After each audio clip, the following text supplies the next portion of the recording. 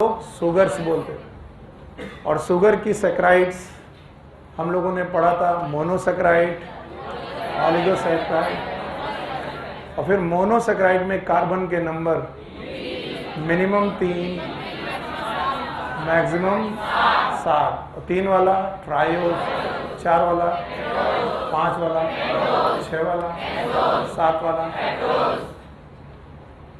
और इन सब के एग्जाम्पल और इनके लीनियर स्ट्रक्चर और साइक्लिकल स्ट्रक्चर। साइक्लिकल में मुझे इतनी रुचि क्यों है, मैं इतना क्यों सोचना चाहता हूँ, जस्ट बिकॉज पेज नंबर 145 में कुछ स्ट्रक्चर दिए गए हैं जिनमें से पहले 2 स्ट्रक्चर पेंटोज के हैं और हेक्सोज के हैं। पेंटोज में सारी पेंटोज के स्ट्रक्चर हैं कि राइबोज के हैं, और हेक्सोज में सारी हेक्सोज ग्लूकोज। और इनकी 6 पोजीशन मैंने बोला था, हो सकता है बायोलॉजी का टीचर कभी एनोमेरिक कार्बन को और उसके OH की पोजीशन को ऊपर नीचे कर दे, लेकिन वो पोजीशन आपको खुद देखनी है जो NCERT में दी गई है। कौन रिंग के अंदर OH गया, कौन रिंग के बाहर, तो वो आपको सीखना है और उसको आपके केमिस्ट्री टीचर अच्छी तरीके से सिखाएंगे। वो सारे कार्बन आपको और हाइड्रोजन और उनकी पोजीशन बताएंगे। मैं फिलहाल आपको जो बता सकता था मैंने आपको बताया। आज इसी कड़ी में हमारे पास दूसरा बेटा बायोमॉलिक्यूल है जिसे हम लोग अमीनो एसिड के नाम से जानते हैं।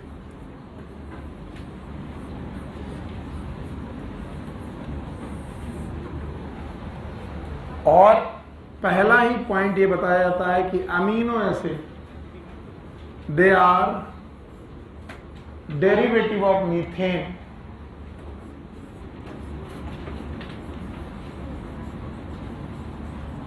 of methane CH4,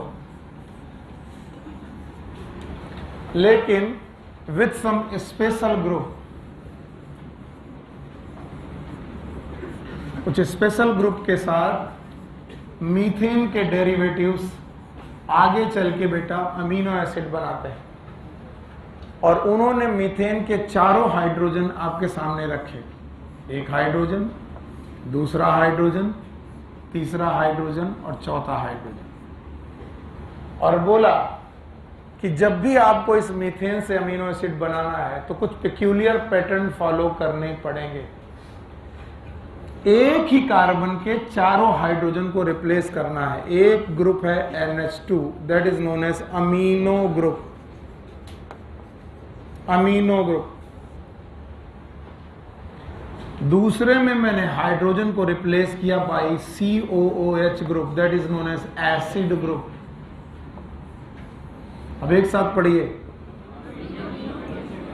एक साथ बोलो।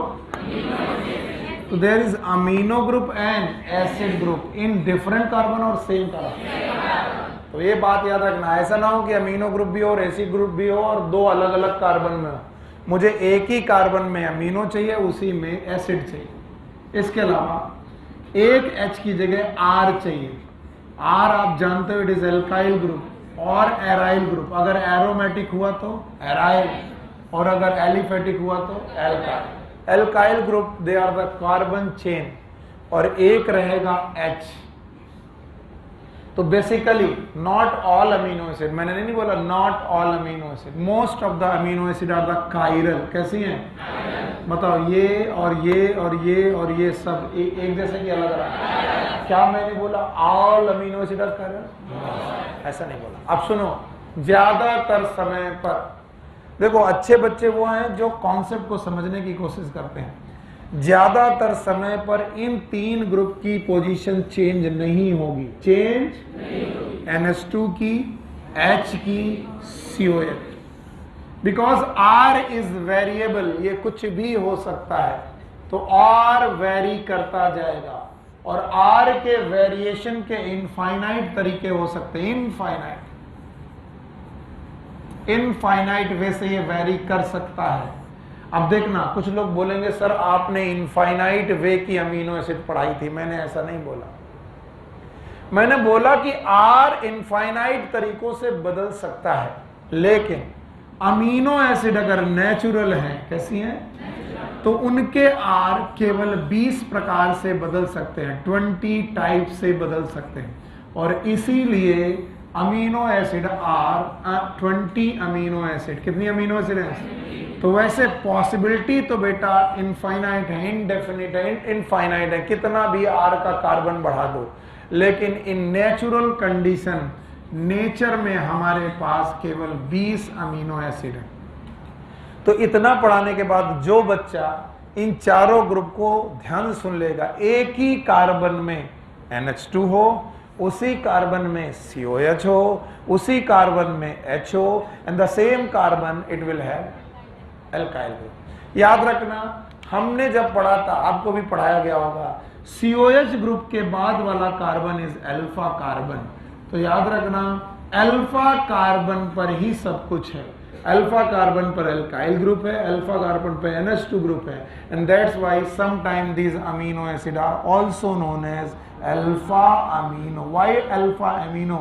अल्फा कार्बन पर NH2 ग्रुप होने की वजह से इसे बोलेंगे अल्फा अमीनो एसिड। तो याद रखना, इनका मेन फंक्शनल ग्रुप है एसिड, जिसकी अल्फा पोजीशन पर अमीनो ग्रुप है, जिसका आर पॉसिबिलिटी तो यह है कि वो इनफाइनाइट तरीके से बदल सकता है। इनफाइनाइट पॉसिबल वे हो सकते हैं, लेकिन इनफाइनाइट पॉसिबल वे से बदला नहीं है। नेचर ने उसे कितनी तरीके से बदला है? 20।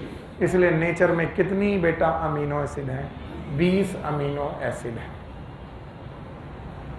इतना अगर आपको आ गया तो मैं आगे बढ़ जाता हूं। बस एक बार पूछने का मेरा मन करता है, मैं पूछ लेता हूं। Amino acid are methane derivative. Methane derivative है। मीथेन के चारों हाइड्रोजन को हम लोग एक एक करके बदल रहे हैं। एक जगह लग रहा है NH2, उसी पर COH, उसी पर R, उसी पर H। 3 नहीं बदलेंगे। बोलो कौन कौन? NH2, COH। क्या बदल जाएगा? R बदलने के पॉसिबल वे इनफाइनाइट हो सकते हैं, लेकिन नेचर में कितने 20 प्रकार की अमीनो एसिड है। तो मैं बच्चों से एक बार कहता हूं कि फिर इसे लिखते हैं हम लोग। It is COOH NH2। मैं तो भैया ऐसे ही पढ़ता हूं जितनी केमिस्ट्री मुझे आती। अमीनो एसिड, अमीनो एसिड, ये H, ये 3 नहीं वेरी करेंगे। वेरी करने पर जब कभी आएगा तो वेरी करेगा R। अब सर R कितने तरीके से वेरी कर सकता है? It is 20 types. कितने तरीके से? तो मुझे 20 अमीनो एसिड आपको लर्न कराने हैं और आपको करने हैं। देखते जाओ। अगर R की जगह H हुआ, क्या हुआ? चलो करके देखते हैं। R की जगह H हुआ तो यहाँ पर H, यहाँ C, यहाँ COOH, यहाँ NH2 और यहाँ पर H। ये तीनों को वेरी नहीं करना था, नहीं किए। R की जगह H आया। बताइए टोटल कितने कार्बन? 2। तो मिनिमम कार्बन जिसका अमीनो एसिड हो सकता है 2 कार्बन का अमीनो एसिड मिनिमम कार्बन के साथ आएगा। इससे छोटा अमीनो एसिड पॉसिबल नहीं है। आप पढ़ो। यस। शुगर कितने कार्बन की मिनिमम? 3। क्या बोलते थे? ट्रायोज के example glyceraldehyde and dihydroxy acid. बैठ जाओ। तो जैसे हम लोगों ने पढ़ा था शुगर मिनिमम कितने कार्बन रखती है, तो आज हम लोग पढ़ पाए कि अमीनो एसिड में मिनिमम कार्बन है, और हमने देखा कि ये अमीनो एसिड का कार्बन कायरल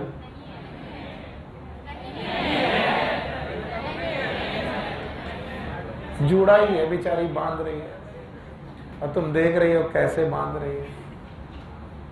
तब तक तुम्हारा अमीनो एसिड निकल गया और वो भी अपना डिजाइन से बांध रही है। तुम्हें सीखनी है, बाद में सीख लेना है। गुस्सा आ रही है, देखो बदतमीज, तू पढ़ाता क्यों नहीं है? पढ़ा बेटा, अजीब हूं मैं, पता किस सेंस में? बच्चा अगर आसानी से बैठा है तो बैठा रहता है, जैसे वो उल्टी सीधी हरकत करता मेरी नजर पता नहीं क्यों वहां पड़ जाती, और तुम ऐसे देख रही हो। क्या नाम है? सौम्या, पहली क्लास है, और फिर भी तुम ऐसा कर रही हो। तुम्हें मालूम है कितना खड़ूस है तुम्हारा टीचर?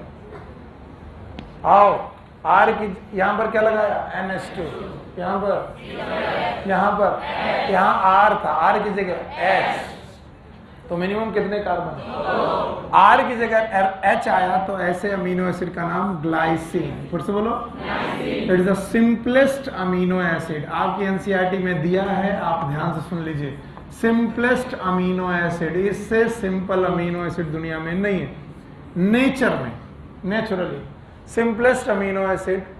बोलते हैं सर R की जगह अगर हम CH3 रख दें, और रख के देखते हैं, R की जगह CH3 रखो, CH3 C COOH, it is NH2 and it is H।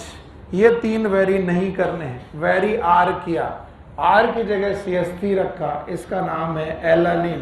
बोलो, second most simplest amino acid is alanine, and alanine my dear is having the chiral carbon. कैसा?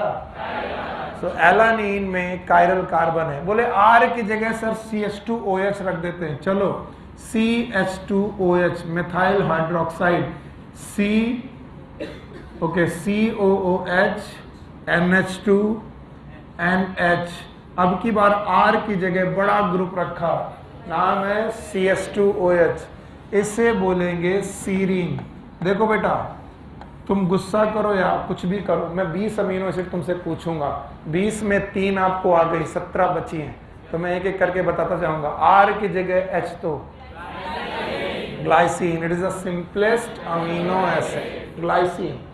R की जगह CH3 तो alanine, alanine second most simplest amino acid, बोलो alanine. मैंने question बनाया, the simplest amino acid with chiral carbon, simplest amino acid, हाँ मैंने दोनों बार सिंपलेस्ट पूछा, लेकिन एक बार तुमने ग्लाइसिन दिया और एक बार एलानिन, तो तुम बोलोगे simplest amino acid, simplest amino acid with chiral carbon alanine. अगर R की जगह CH2OH आ गया तो सेरीन। ये तीनों आपकी पेज नंबर 145 में बनी है, अंडरलाइन कर लीजिएगा, देख लीजिएगा, तीनों अमीनो एसिड बनी हुई है। तो बताओ कौन से 3 ग्रुप बदलते नहीं हैं? NH2, COH और N। पक्का? चलो मैं हटा रहा हूं इसको। बताओ मीथेन में चारों हाइड्रोजन में एक जगह R, एक जगह NH2, एक जगह COH और एक जगह। मैंने बोला था अमीनो एसिड का बढ़िया नाम अमीनो एसिड है कि अल्फा अमीनो है, क्योंकि COH के बगल वाला कार्बन अल्फा, और अल्फा कार्बन पर ही क्या है NH2, and that's why it is known as alpha amino acid. और अल्फा अमीनो एसिड में 3 तो वेरी नहीं करेंगे, वेरी कौन करेगा? R कितने तरीके से वेरी किया? 3 तरीके से किया, और आपको आया? बोलो, R की जगह H, R की जगह CH3 एलानिन, R की जगह CH3। पक्का? बेटा तकलीफ हो रही बैठने में? गैप मास्टर, हाँ कि सर अब मन नहीं कर रहा, अभी पहले भी केमिस्ट्री पढ़ी और आप भी केमिस्ट्री पढ़ाने लगे, ये कौन सा, हम तो बायोलॉजी पढ़ने आए थे। अब बैठ गए तो बैठ गए, अब तो बेड़ा पार करना ही पड़ेगा। अब सुनो कि अगर मेरे पास NH2 हो और COH हो और H हो और R हमें मालूम नहीं कि क्या है, तो हम बोल रहे हैं कि अगर R को हटा दो तो NH2 is a basic group, basic group, and COH is acidic group. और अगर अमीनो एसिड में एक एसिडिक और एक बेसिक ग्रुप है तो हम इसे न्यूट्रल कंसीडर करते हैं। ये न्यूट्रल होता है कि नहीं होता मुझे नहीं मालूम, वो अपने सर से पूछना। इसे क्या कंसीडर करते हैं? We consider it neutral. क्यों न्यूट्रल कंसीडर कर रहे हैं? क्योंकि उसमें एक बेसिक ग्रुप है और एक एसिडिक। अब R अभी उसने ऑप्शन खोले नहीं, बोलते हैं कि मान लीजिए R हमने कोई ऐसा ग्रुप लगाया जिसमें R के साथ COH है, R के साथ, तो ओवरऑल कंपाउंड में COH का नंबर किसके रिस्पेक्ट में? NH2। तो बताइए overall amino acid,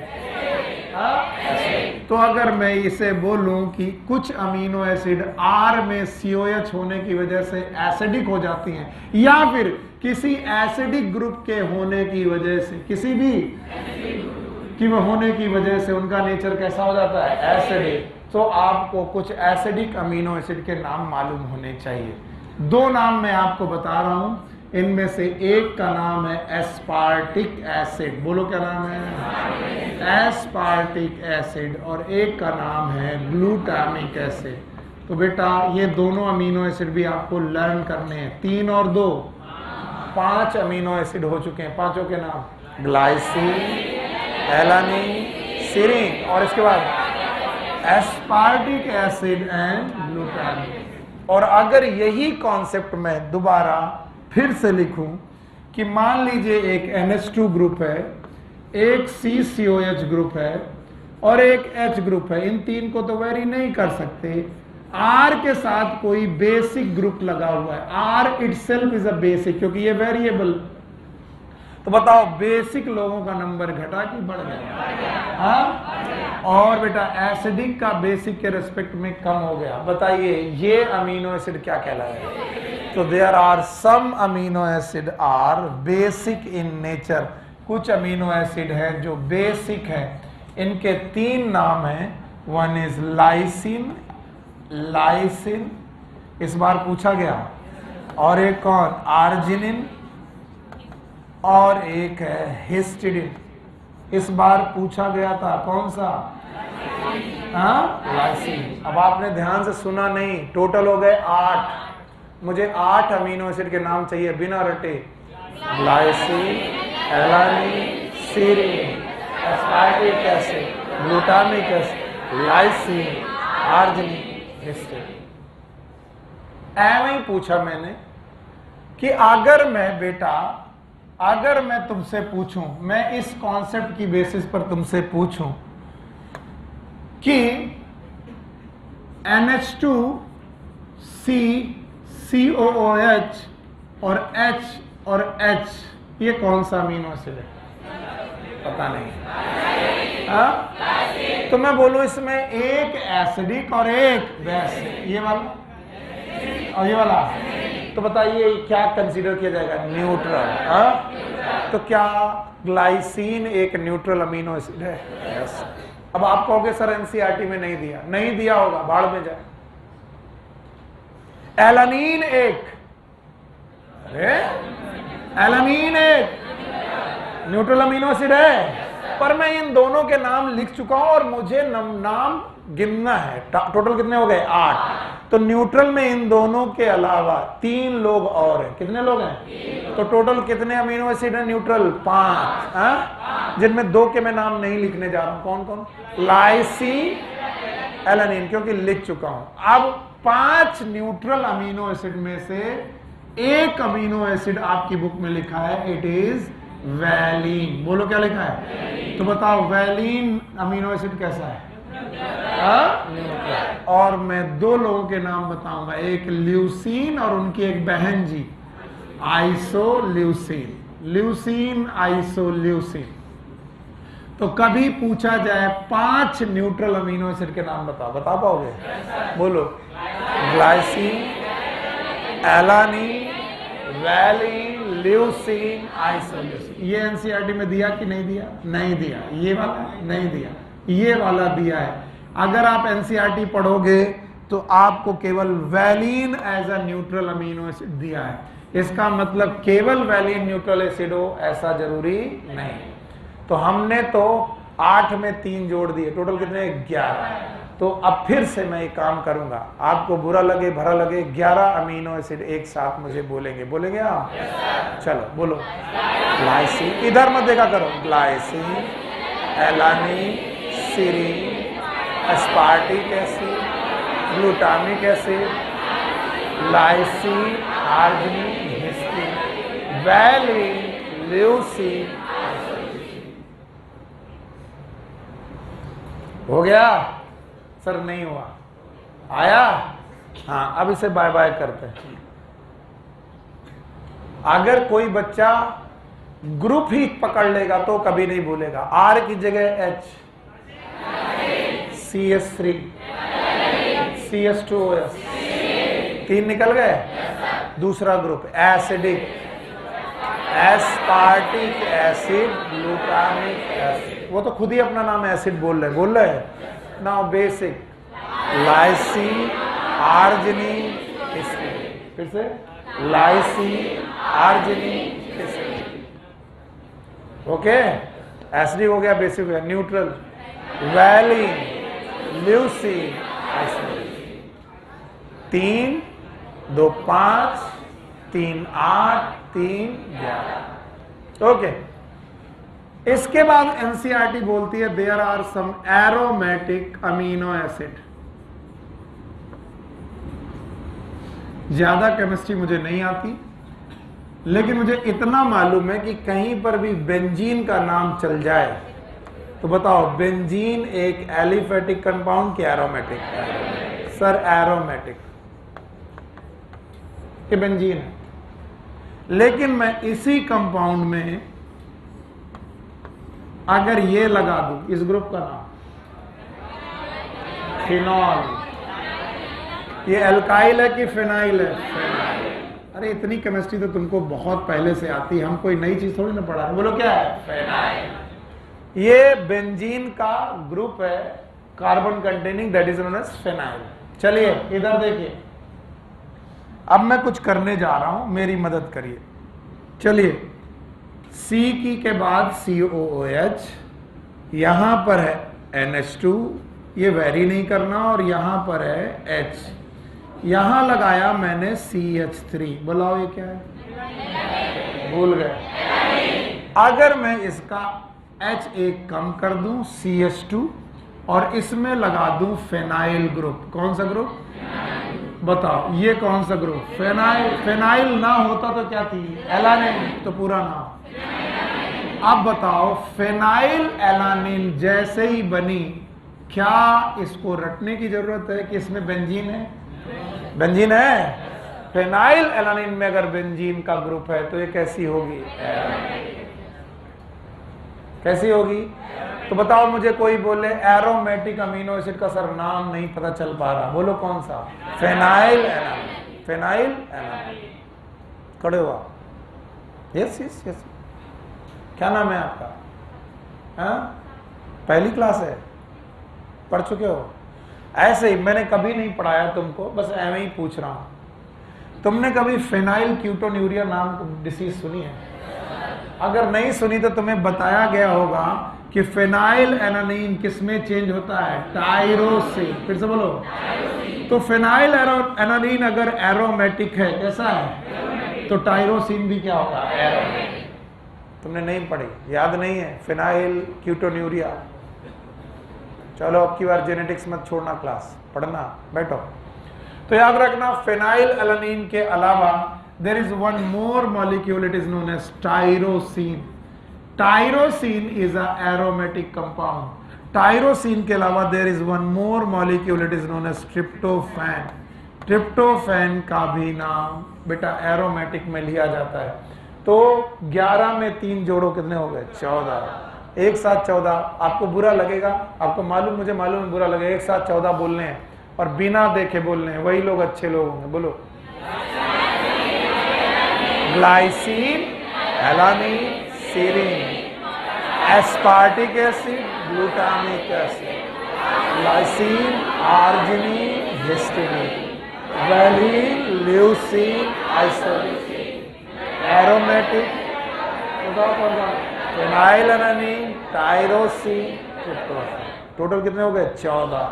20 amino acid में 14 हम लोग को याद है, और थोड़ी देर पहले में लगता था कैसे याद होगा। याद हो गया। अब देखो, इतना पढ़ लेने के बाद 2-3 बातें और याद रखनी है। कुछ अमीनो एसिड सल्फर कंटेनिंग होते हैं। There are 2 amino acid which are sulphur containing, और सल्फर कंटेनिंग अमीनो एसिड में 2, एक है मिथियोनिन और दूसरी है सिस्टीन। Methionine and cysteine. तो 14 और 2 16। अच्छा, इधर देखो, इसके अलावा there are two amides which considered as amino acid, जिनको अमीनो एसिड माना जाता है। ये 2 अमाइड्स हैं जिन्हें हमें अमीनो एसिड मानना है। और यकीन मानिए अगले चैप्टर में ना, मिनरल न्यूट्रिशन नाम के चैप्टर में हमारे कोर्स में है, तो भूलना मत कि नहीं सर नहीं है। अमाइड्स भी हमारी एनसीईआरटी में लिखी है, इस चैप्टर के बजाय किसी दूसरे चैप्टर में लिखी, मैं उनको यहां पर उठा के ला रहा हूं। There are 2 amides which are considered as amino acid. अच्छा, अमाइड क्या होता है? बोलते हैं जब भी कोई COH ग्रुप NH2 ग्रुप के साथ बेटा रिएक्शन कर लेता है तो एक बनता है, क्या बनता है? CONH2 bond. कौन सा बॉन्ड? CONH bond. कौन सा बॉन्ड? रादर NH2 बॉन्ड है, CONH2 सही रहेगा? नहीं, CONH। तो बताओ ये बॉन्ड क्या कहलाएगा? अमाइड। कौन सा बॉन्ड? तो अमाइड बॉन्ड अगर है तो कौन सा ग्रुप यूज हो जाएगा? COH। और मैंने आपको सिखाया है कि मुझे NH2 छेड़ना नहीं है, C छेड़ना नहीं है, COH को बिल्कुल छूना नहीं है और H को नहीं छूना। बताओ किसी भी अमीनो एसिड में कौन से ग्रुप नहीं छूने? बोलो कौन? NH2 HCOH। तो फिर अमाइड किससे बनेगी? इससे तो बनेगी नहीं। R के COH में, R के, और बताओ R में COH कितने लोग रखते हैं? 2। भूल गए कितने लोग? एक कौन? Aspartic acid. फिर से बोलो। और एक कौन? ग्लूटामिक। तो R में COH रखने की क्षमता किसके पास है? 2 लोग। एक कौन? एस्पार्टिक। दूसरा, तो इसका मतलब अमाइड बनाने की क्षमता भी कितने लोगों के पास? 2। एक कौन? Aspartic acid. और एक, तो बोलते हैं एस्पार्टिक एसिड के अमाइड का नाम होता है एस्पेराजीन। बोलो क्या नाम? Now this asparagine is nowadays considered as amino acid because हमें इन 3 ग्रुप से मतलब है। ये फिक्स है, ये तो वेरिएबल हो सकता है। And now glutamic acid will form glutamine. बोलो क्या? तो 14 और 2 16 और 16 और 2 18 अमीनो एसिड पढ़ लिए। किसी की क्षमता है बताने की? 18 के 18 5-6 ग्रुप है। पहला नॉर्मल ग्रुप था, R चेंज कर रहे थे, फिर एसिडिक, बेसिक, न्यूट्रल, एरोमेटिक और इसके अलावा सल्फर कंटेनिंग। मुश्किल तब आती है जब आप इसको रट्टा मारने लगते हो, तभी मुश्किल आती है। चलो मैं पहले 20 कर दूं तभी आगे बढ़ते हैं। बोलते हैं 18 अमीनो एसिड के बाद 2 ऐसी अमीनो एसिड हैं जिनको हमें लर्न करना पड़ेगा कि अगर मुझे अमीनो एसिड के टोटल पॉइंट याद रखने हैं, टोटल पॉइंट मतलब 18 की 20 और ये कितने हैं? 18। तो मुझे टोटल पॉइंट याद रखने के लिए 2 अमीनो एसिड के नाम और याद रखने पड़ेंगे। Total point, T for threonine, T for threonine और पॉइंट फॉर प्रोलिन। तो प्रोलिन और threonine, these are the 2 more amino acid and after all there are 20 amino acid। Book में मत देखो, नहीं मिलेंगे। बुक में केवल 3 दिए, नहीं बुक में 9 दिए, बुक में 9 दिए, 8 या 9 दिए। मैंने 11 एक्स्ट्रा पढ़ा है। हाँ सर हमको नहीं आए। आए कि नहीं आए? आए। हाँ अभी पूछ लेते हैं कितना आए कितना गए।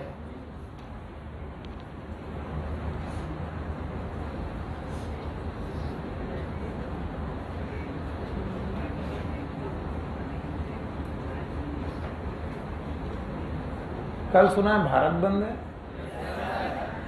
ये सही है? किसान आंदोलन, लॉकडाउन तो नहीं है?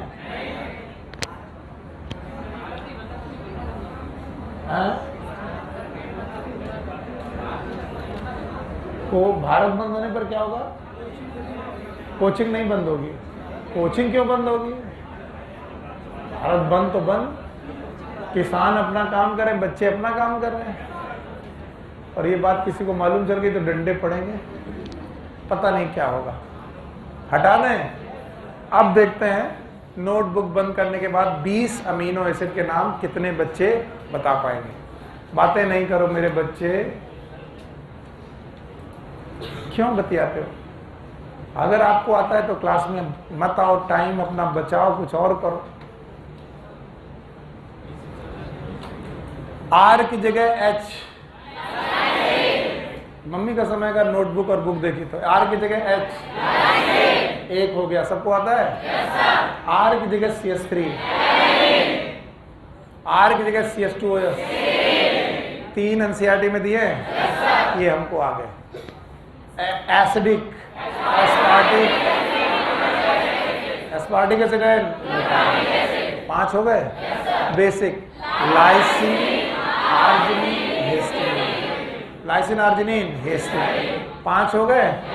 देखो भाई 8, 5 और 3। इसके बाद न्यूट्रल, वैलिन, ल्यूसीन, आइसोलेट, 11 हो गए। फिर aromatic, phenylalanine, tyrosine, tryptophan, 14 हो गए। Sulphur containing, methionine and cysteine, amide हो गया। एस्पराजीन, ग्लूटामिक, एस्पार्टिक एसिड से एस्पराजीन, ग्लूटामिक एसिड, पक्का। और 18 के बाद P for threonine, P for. Thank you. Now, these amino acids, they are of 2 types. One is known as essential amino acid.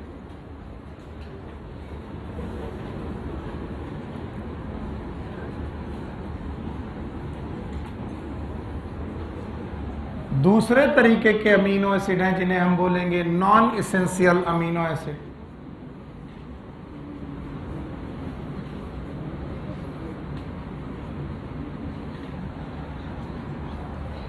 Essential amino acid वो amino acid जिनको body नहीं बना पाती, body can not prepare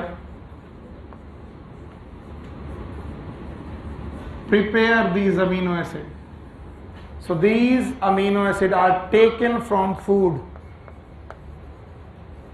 इसलिए ये amino acid हमें food से लेने पड़ते हैं, और इसीलिए हम इन्हें इतना इसेंशियल मानते हैं कि अगर खाने में ये अमीनो एसिड नहीं है तो खाना बैलेंस है कि डिसबैलेंस, बेकार है, खराब है खाना। ये अमीनो एसिड होने चाहिए, इसको हमारी बॉडी नहीं बना पा रही। और non essential amino acid are the amino acid which are prepared in body. Body बना पा रही है इन्हें, और बॉडी बना पा रही है इसीलिए हम लोग इन्हें नॉन इसेंशियल मानते हैं। इन्हें फूड से मिल जाए तो अच्छा, ना मिले तो अच्छा। हमें फूड से इनकी कोई जरूरत, अगर ना मिले तो बॉडी बना लेगी, पक्का। याद रखना, इसेंशियल अमीनो एसिड की एक लिस्ट है जिसका निमोनिक सदियों से वही है, जो हमारे समय में था वही आज भी चल रहा है। It is known as VIP, hall में TT, VIP हॉल में टेबल टेनिस, TT। ये इसेंशियल अमीनो एसिड को लर्न करने का निमोनिक्स है।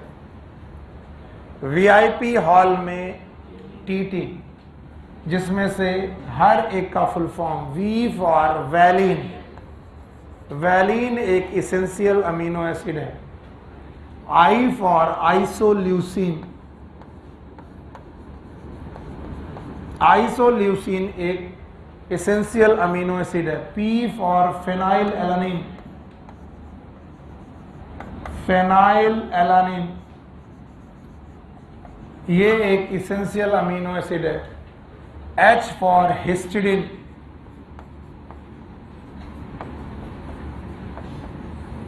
A for arginine,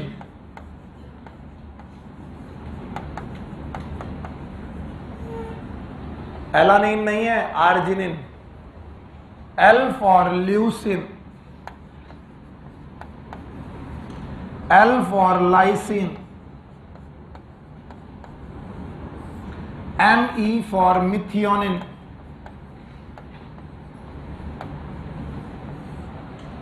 T for tryptophan,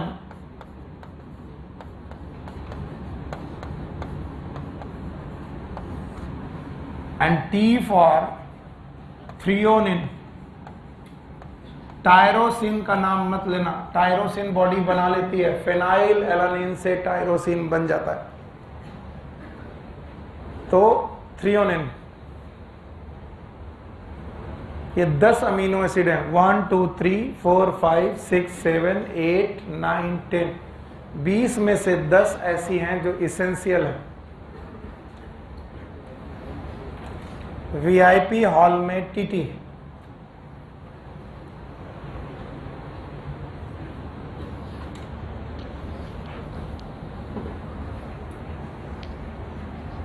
V for valine, I for isoleucine, P for phenylalanine, proline मत लिखना, phenylalanine, H for histidine, A for arginine, L for leucine, L for हाल में, Me for methionine, T for tryptophan, again T for threonine.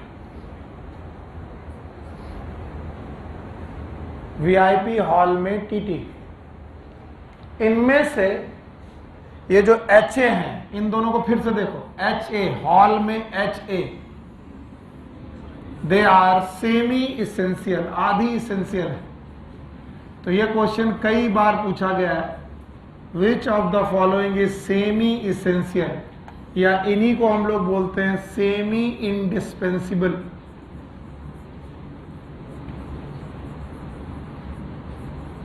Semi indispensable. और semi indispensable amino acid में दो के नाम, एक का नाम हिस्टिडिन और एक का नाम आर्जिनिन।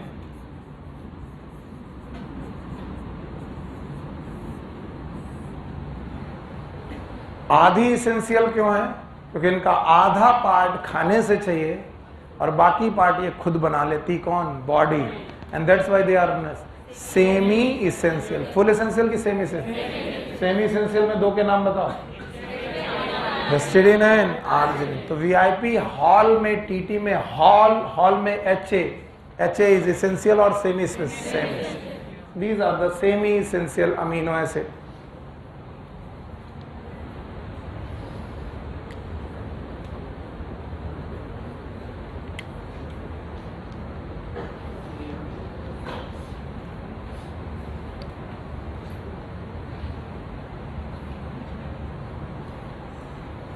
एसी चलाना भूल गया क्या बेटा? ये फैन ऑन कर दो, जितने भी चला रहे, ये लोग खुद ही अपना काम भूल जाते।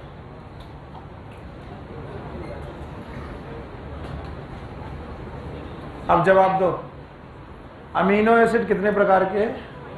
हटा दें इसे, हाँ ठीक है। कितने प्रकार के? एक कौन? इसेंशियल। दूसरा जो बॉडी में बन जाए, जो बॉडी में ना बने, जिससे खाने से लेना पड़े, इसेंशियल। अच्छा बताओ, इसेंशियल को याद करने का कोई निमोनिक्स है? बोलो। तुम अपनी आदत सुधार लो, नहीं पिट जाओगे तो तुम्हें बुरा लगेगा। बोलो, वीआईपी हॉल में V for, I for, P for phenylalanine, VIP hall for, H for, A for, L for, अगला है हॉल हो गया, methionine, T for, tryptophan, T for, threonine. अच्छा अब बताओ इसमें सेमी इसेंशियल कौन कौन? पक्का? Now properties of amino acid.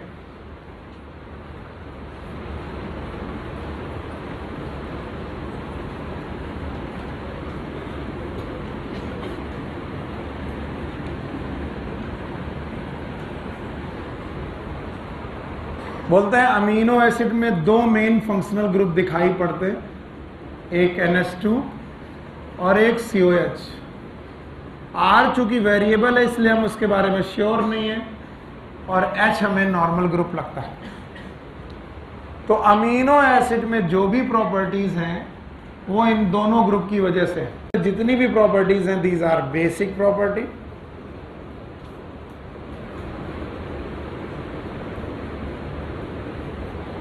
और COH ग्रुप की वजह से जितनी भी प्रॉपर्टीज हैं दीज आर एसिडिक प्रॉपर्टी।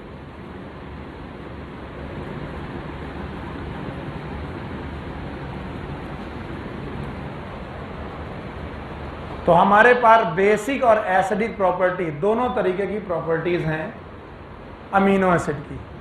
अच्छा है कि बाकी प्रॉपर्टीज के बारे में आपको केमिस्ट्री वाले सर पढ़ाएंगे, बायोलॉजी में बायोलॉजी पोर्शन में ज़्यादा दिया नहीं, लेकिन इनमें से एक पोर्शन है जो हमारे पास है, वो है इनका पीएच कंटेंट और इनकी रिलेशनशिप। पीएच यानी एक्सटर्नल मीडियम के साथ पीएच लेने पर किस तरीके के पीएच के साथ कैसा ये काम करने वाली है। तो फिलहाल वो समझने के पहले हम इसको फिर से सिंपल करते हैं। अमीनो एसिड की कितने प्रकार की प्रॉपर्टी? दो। एक कौन? दूसरा? अच्छा बताओ, H+ छोड़ने की टेंडेंसी, और H+ एक्सेप्ट करना। तो H+ जो डोनेट कर लेता है क्या वो एसिड है? और जो H+ एक्सेप्ट कर लेता है बेसिक। चलो भाई बाय करते हैं इन्हें। अब मैं इनको अलग अलग पीएच पे काम करता हूं। मान लीजिए बाहर का जो मीडियम है external medium, this is the external medium, और अगर एक्सटर्नल मीडियम का पीएच एसिडिक है, अगर एक्सटर्नल मीडियम का पीएच एसिडिक है तो अमीनो एसिड कैसे बिहेव करेगी, आओ देखते हैं।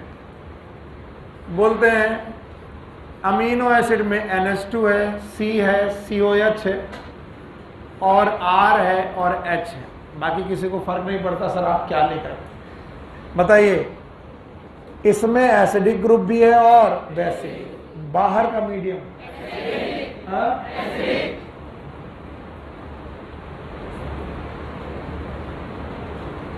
अगर बाहर का मीडियम एसिडिक है तो क्या नेचर होगा? इधर आओ आओ आओ, क्वेश्चन पूछ रहे हो, गुस्सा क्यों हो रहा है? ना पूछे ना पूछे, आओ।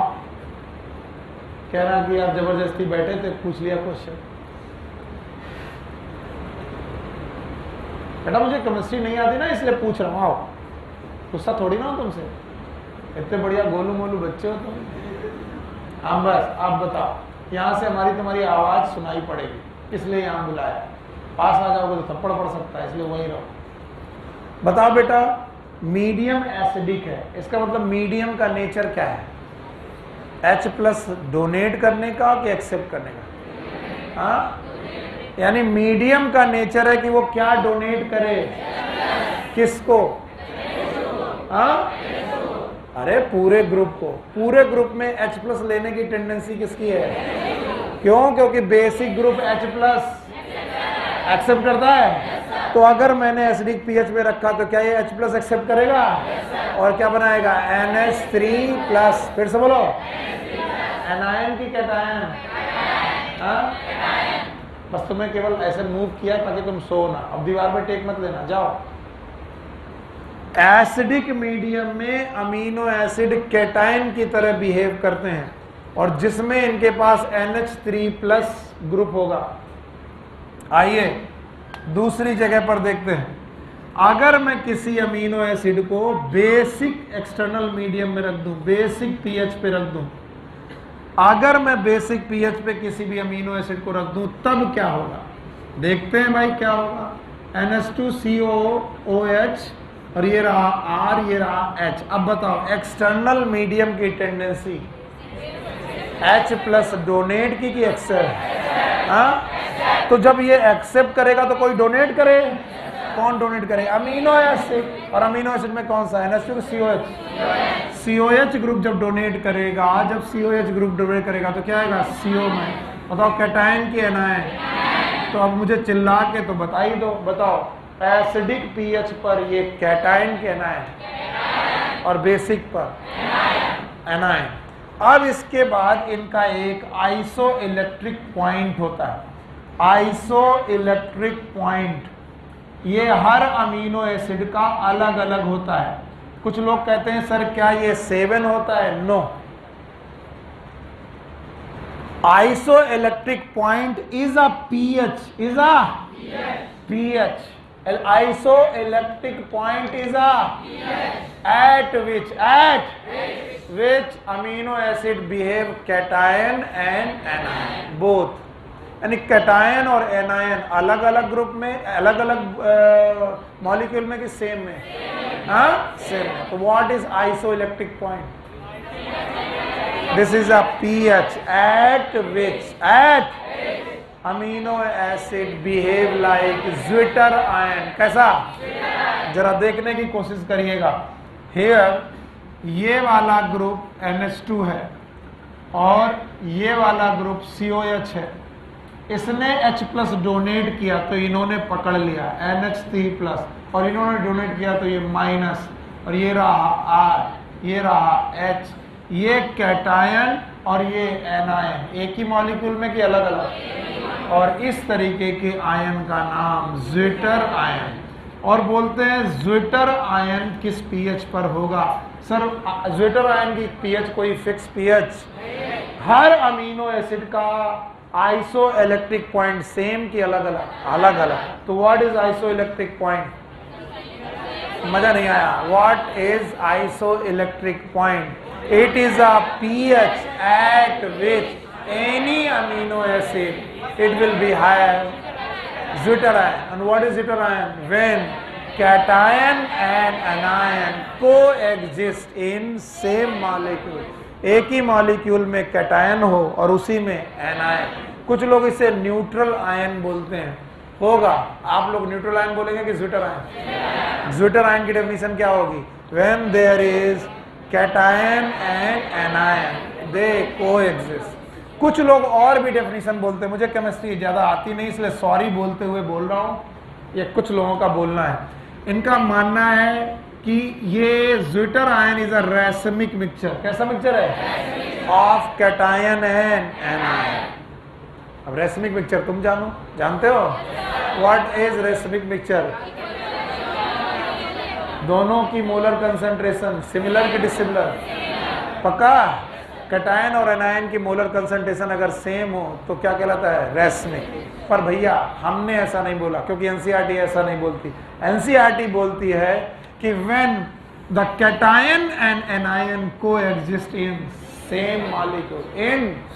तो मैं सॉरी बोलते हुए ऑनलाइन वाले बच्चों के लिए बोल रहा हूं कि मैं एनसीईआरटी की तरह बोलूंगा।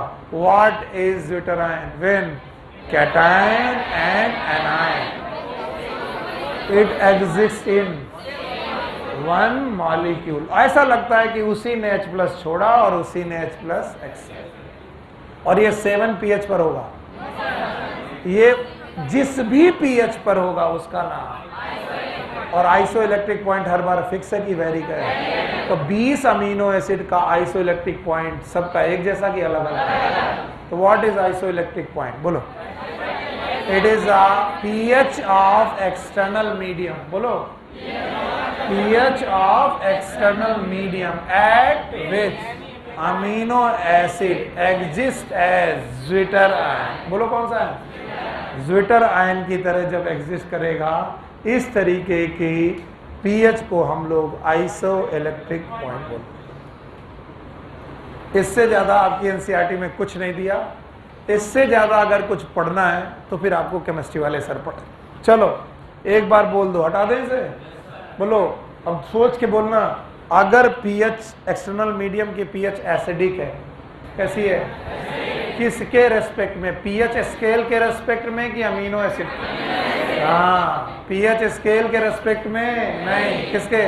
अमीनो एसिड के रेस्पेक्ट में। अगर बाहर का मीडियम कैसा है? एसिडिक, तो ये कैटायन की एनायन? कैटायन। अमीनो एसिड के रेस्पेक्ट में बाहर का मीडियम बेसिक, तो हाँ नहीं आया? अच्छा देखो, मैं क्वेश्चन तुमसे पूछता हूं कि किसी अमीनो एसिड का पीएच, ये तो बहुत बेवकूफी वाला क्वेश्चन है, 4 pH है, और एक्सटर्नल मीडियम का पीएच 5 है, तो ये तो दोनों एसिडिक हो गए। दोनों क्या हुए? अगर पीएच स्केल में देखोगे तो दोनों कैसे हैं, लेकिन अमीनो एसिड के रेस्पेक्ट में ये। अब बताओ ये कैटायन में क्या एनायन है? तो सर आपने तो उल्टा पढ़ाया, आपने कहा था एसिडिक मीडियम में कैटायन होना चाहिए। मीडियम नहीं, किसके रेस्पेक्ट में? Thank you very much. एक बार और बोलो, अमीनो एसिड के रेस्पेक्ट में अगर बाहर का मीडियम एसिडिक है कैटायन, अमीनो एसिड के रेस्पेक्ट में बाहर का मीडियम एसिडिक है, हाँ?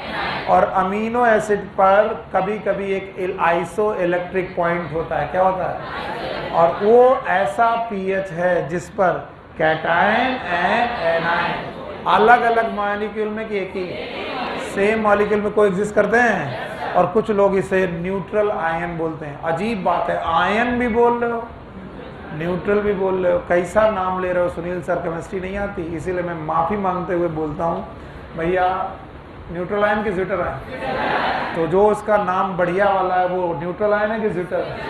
क्योंकि तुम आयन भी बोलोगे न्यूट्रल भी बोलोगे तो चलेगा नहीं, क्योंकि all the ion either positive either. You got my point? तो बताओ इसका नाम न्यूट्रल आयन की ज्विटर आयन? आगे बढ़ते हैं। आगे हमारे पास तीसरा मॉलिक्यूल है, it is fatty acid.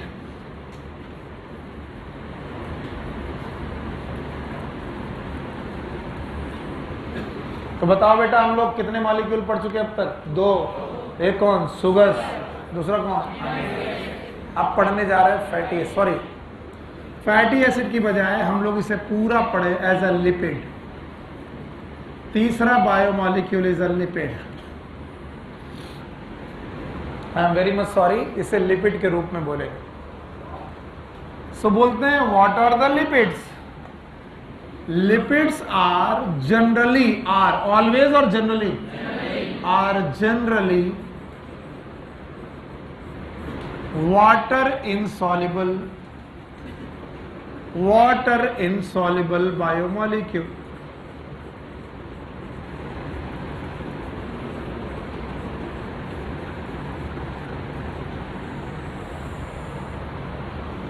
Lipid जो होते हैं वो जनरली वाटर इनसॉल्युबल मॉलिक्यूल हो सकते हैं। हो सकता है कोई एक आधा लिपिड तुम्हें ऐसा भी मिल जाए, मैं अभी पढ़ाऊंगा, जो वाटर सॉल्युबल हो। कैसा हो? तो बताओ ऑलवेज की जनरली? याद रखना, लिपिड को मैं 3 कैटेगरी में बांटता हूं। एनसीईआरटी ने ये 3 कैटेगरी बांट के नहीं लिखी। फिर तो सुनो, एनसीईआरटी में एक ही पैराग्राफ में 3 को लिखा गया है, लेकिन इतना कॉम्प्लेक्स तरीके से लिखा गया है कि आप उन्हें समझा नहीं पाएंगे, शॉर्ट आउट नहीं कर पाएंगे। इसलिए उसी पैराग्राफ को मैं 3 तरीके से डिवाइड करके पढ़ा रहा हूं। Lipids are how many types? 3 types. One is known as simple lipid.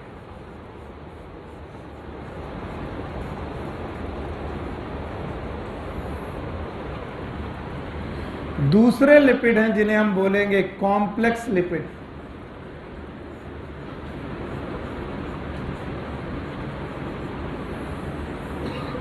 और तीसरे तरीके के लिपिड्स हैं, they are known as derived lipid.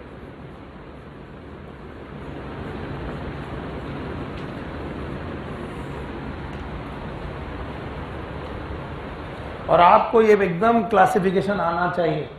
NCERT में ये तीनों लिपिड हैं, लेकिन इस तरीके से सॉर्ट आउट करके लिखे नहीं गए। पैराग्राफ पढ़ोगे तीनों मिलेंगे, शॉर्ट आउट करके आपको लिखने। बताओ लिपिड कितने प्रकार? नंबर 1, दूसरा, तीसरा, डिराइव्ड। बोलते हैं सिंपल लिपिड की 3 कैटेगरीज हैं। There are 3 categories of the simple lipids. One is fatty acid,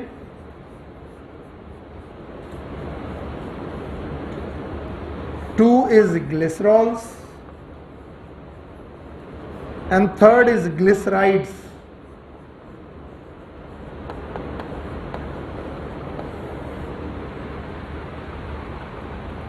So simple lipid are of 3 types: fatty acid, glycerol, ये तुम जाने वाले हो, एकदम जागते रहो।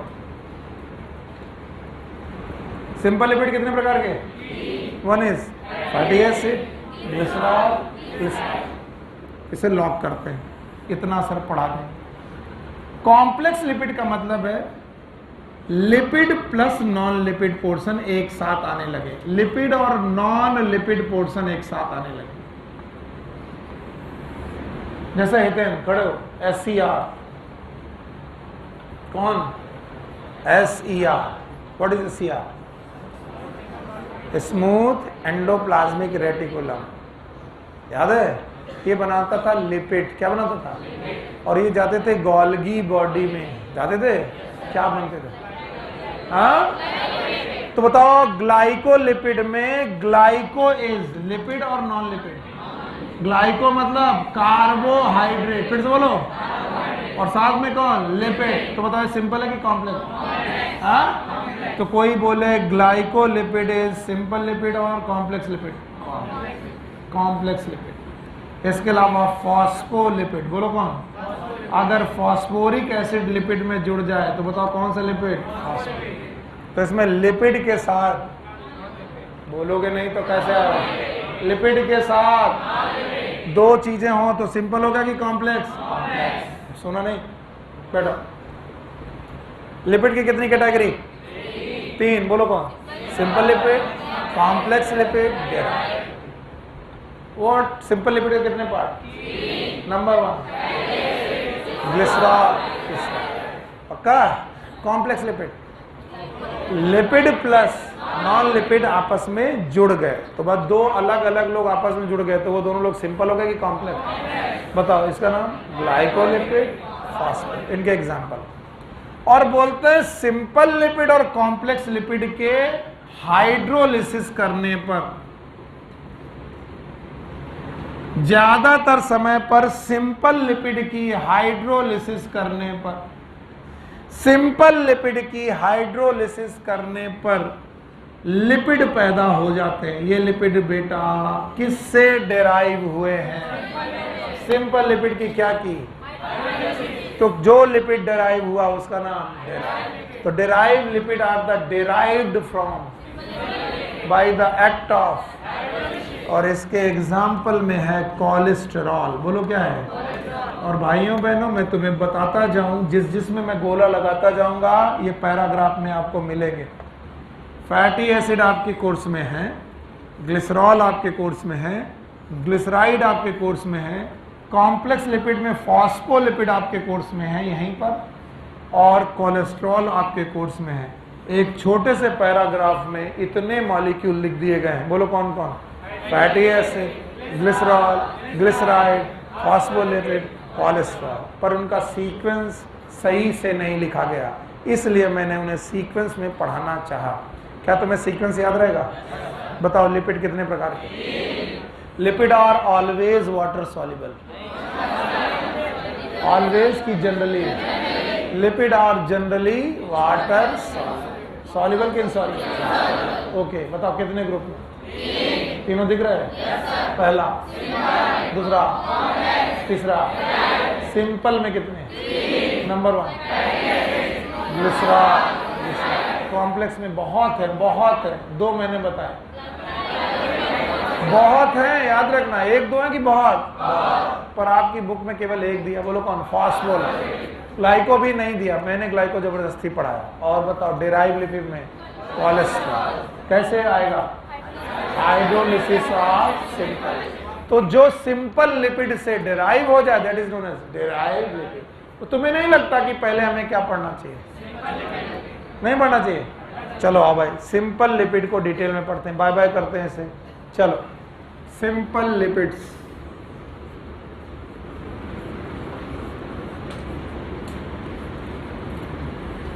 और सिंपल लिपिड में भी सबसे पहले फैटी एसिड। अब देखो बेटा, चार्ट आपके सामने नहीं है, पर मुझे सिंपल लिपिड के तीनों मॉलिक्यूल चाहिए। पहला कौन? दूसरा, तीसरा, अभी कौन उठा? सब लोग सामने देखो, सोना मत। Fatty acid RCOOH। My goodness, इनको तो मैं किसी और नाम से जानता हूं, बोलो क्या? Carboxylic acid. भाइयों बहनों, carboxylic acid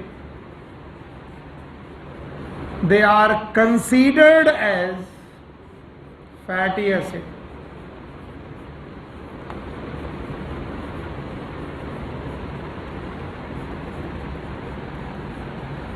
Carboxylic acid are considered as fatty acid, but every carboxylic acid cannot be considered as fatty acid. तो कुछ ना कुछ तो बेटा कंडीशंस होंगी.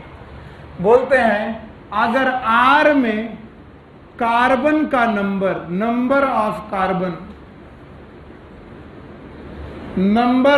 कार्बन 1 से लेकर 19 तक वेरी करे, 1 to 19 वेरी करे, तब हम लोग इसे इस कार्बोक्सिलिक एसिड को फैटी एसिड बोलेंगे. अगर बेटा कार्बोक्सिलिक एसिड में R में क्या कार्बन का नंबर 1 से लेकर 19 तक वेरी करे, ये एनसीईआरटी है जो बोलती है. हमारे टीचर हमें कुछ और पढ़ाते थे, मैं लिख दे रहा हूं डरते हुए क्योंकि वो एनसीईआरटी के अगेंस्ट. वो कहते थे कि R में कार्बन का नंबर 2 से 19 तक बढ़ना चाहिए. 2 से 19 क्यों बोलते थे? सुनो, बोलते थे सुनील अगर तुमने R में कार्बन किया 1, कितना किया 1, अगर तुमने R में कार्बन 1 किया तो तुमको लिखना पड़ेगा CH3COOH. इस हिसाब से आपका एसिटिक एसिड एक फैटी एसिड माना जाएगा. मैंने कहा ठीक है सर.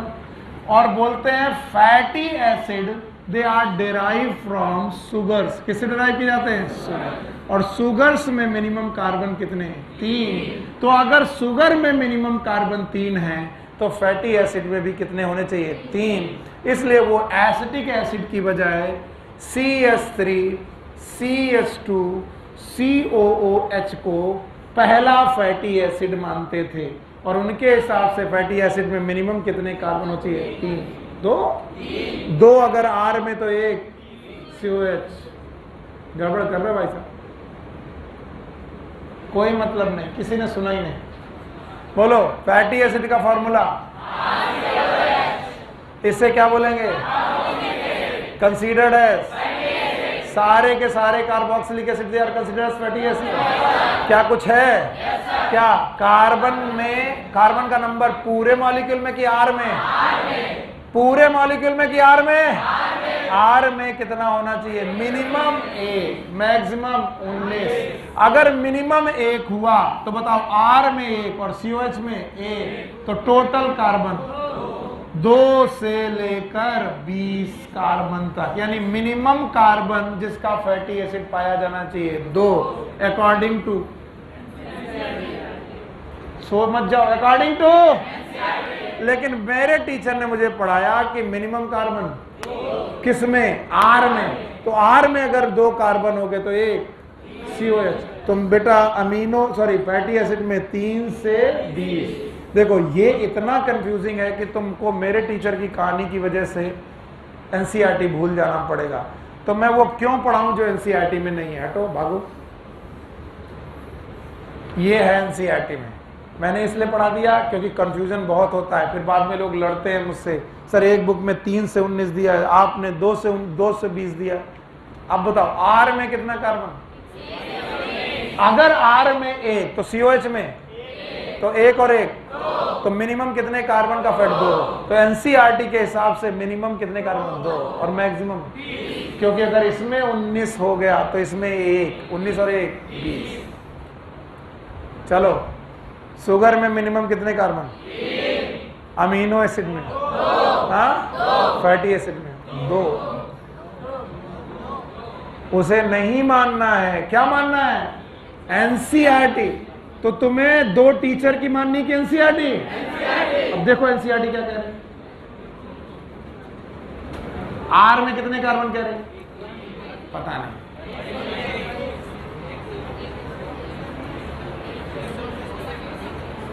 R में कितना?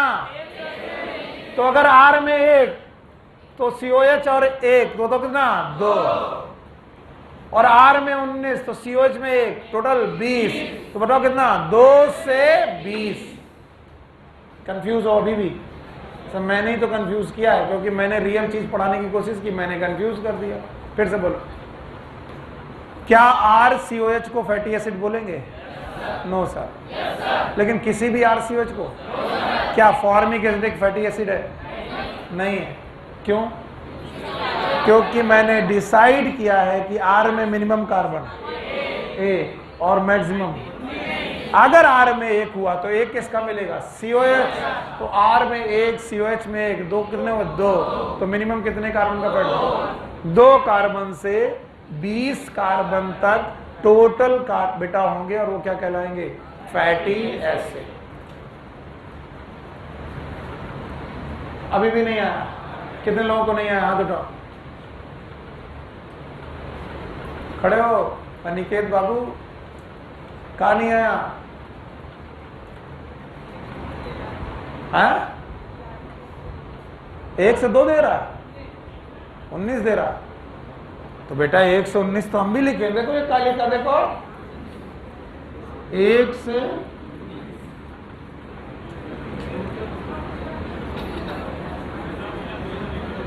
अच्छा, ये 1 से 19 अनिकेत कहां दिया है?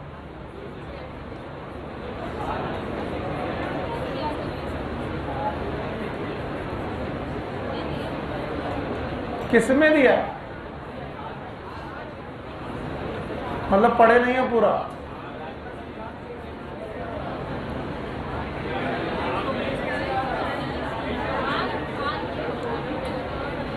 अनिकेत अनिकेत, अरे एक मिनट बंद करो यार, ये शोर की वजह से मेरे को सुनाई नहीं पड़ रहा।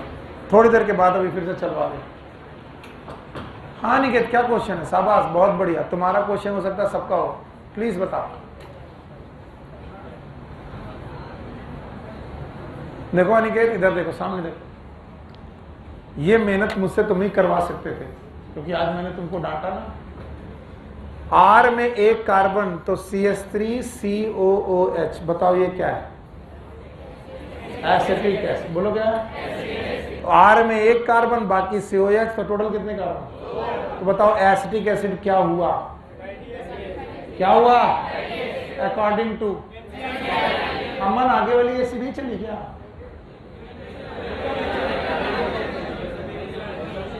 आप इधर देखो, बाकी रूम को करने दो। अगर R की जगह पर, R की जगह 2 कार्बन तो देखो CH3 CH2 COH, बताओ इस एसिड का नाम? Propionic acid. बोलो कौन? इसका नाम? इसका नाम? क्या ये फैटी एसिड है?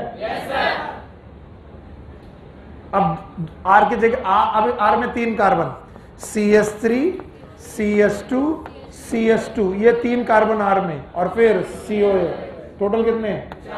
बोलो कहाँ? ब्यूटाइलिक एसिड। फिर से बोलो। अच्छा अब देखो CH3 CH2 CH2 CH2 COOH, कितने कार्बन? बोलो। Pentanoic acid. फिर से बोलो। हाँ, सबके ट्रिवियल नेम बोलो। पहला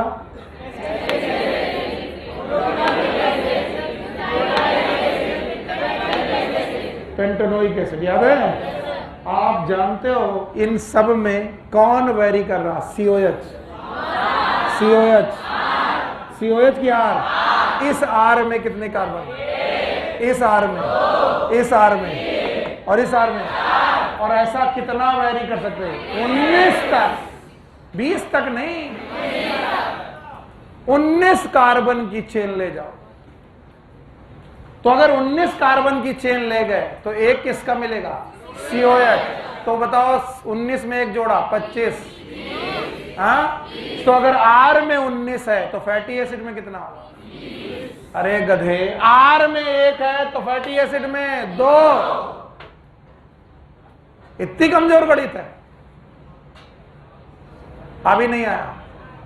बैठो। कह रहा 1 से 19 कैसे हो सकता है? 2 से 20 कैसे हो गया? एनसीईआरटी में 1 से 19 लिखा है। अरे बेवकूफ, अगर R में 1 कार्बन तो अगला कौन है? COH। तो उसमें का तो जोड़ोगे ही। तो बताओ टोटल 2। तो बताओ R में कहां से कहां? तो टोटल में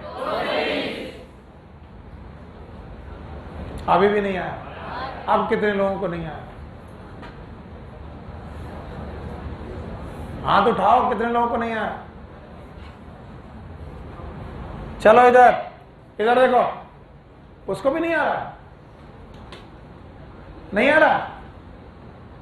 नहीं आ रहा तो खड़े हो बेटा, आ रहा है। अच्छा बताओ, fatty acid what is the formula? RCOH। क्या वेरी करेगा? COH। R में कार्बन वेरी करेंगे? अब सुनो सर, COH तो वेरी करने वाला है नहीं, अगर वेरी किया तो R वेरी किया, और अगर R वेरी किया, क्या ये बंद हो गया? चल रहा है। अभी तुम चार्जिंग लगा के नहीं गए थे? तुम यार पागल आदमी हो भाई, तुमको एक मिल गया गधा मेहनत करने वाला, तो चिल्लाएगा, कल फिर बना देगा एक वीडियो।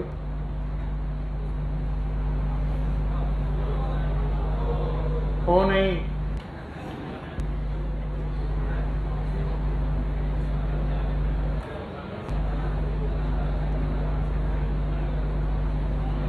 मेरे बच्चों मेरी मदद करो, RCOH में कौन वेरी कर रहा है? R में कार्बन का नंबर वेरी कर सकता है? yes, अब अगर मान लो R में जितने भी कार्बन है, जितने भी कार्बन है, मुझे नहीं मालूम कितने कार्बन है, उनके बीच में अगर केवल सिंगल बॉन्ड है, कैसा बॉन्ड है? सिंगल बॉन्ड इज सिग्मा की पाई? सिग्मा बॉन्ड, सिग्मा बॉन्ड है। yes, और सिग्मा बॉन्ड इज सैचुरेटेड क्या? सैचुरेटेड। हाँ, सैचुरेटेड। तो आपको मालूम है, अगर किसी फैटी एसिड के R में सारे बॉन्ड सैचुरेटेड है, कैसे? तो ऐसे फैटी एसिड को बोलेंगे सैचुरेटेड फैटी एसिड।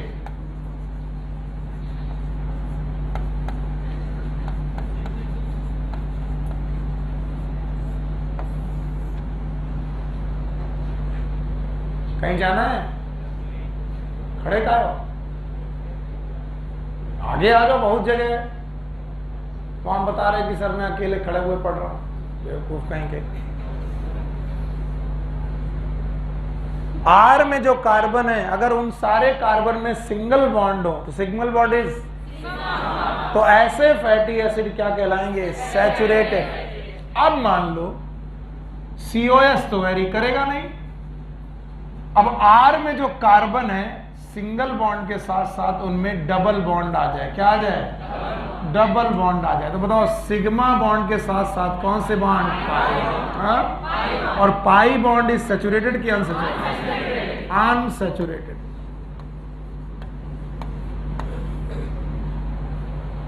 तो ऐसे फैटी एसिड जिनमें पाई बॉन्ड पाए जाए सिग्मा बॉन्ड के साथ साथ, इन्हें बोलेंगे अनसैचुरेटेड फैटी एसिड।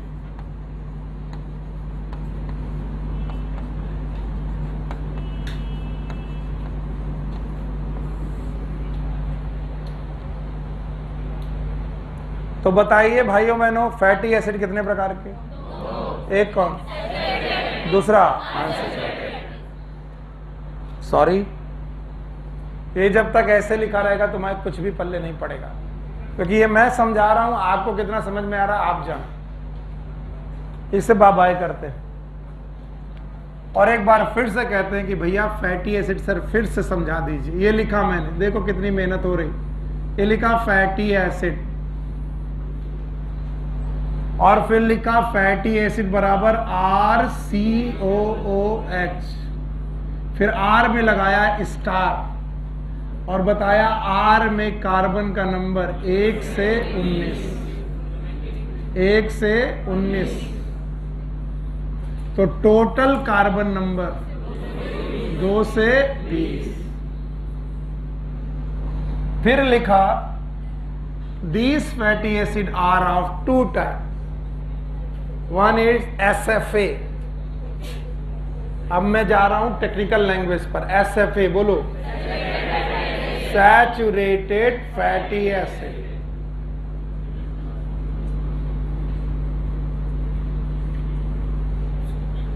और दूसरे है UFA, अनसैचुरेटेड फैटी एसिड।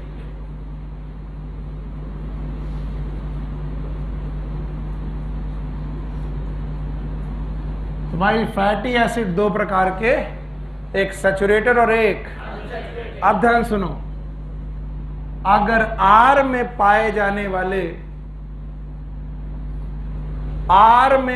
जाने वाले जितने कार्बन हैं उनमें केवल और केवल सिग्मा बॉन्ड है, साथ में COH है, ऐसे सारे fatty acid saturated fatty acid कहलाएंगे। जैसे एसिटिक एसिड इज, पता नहीं, हाँ अच्छा, प्रोपियोनिक एसिड इज, लेकिन ये सब हमारी बुक में नहीं दिए हैं, बुक में दिया गया है पामीटिक एसिड।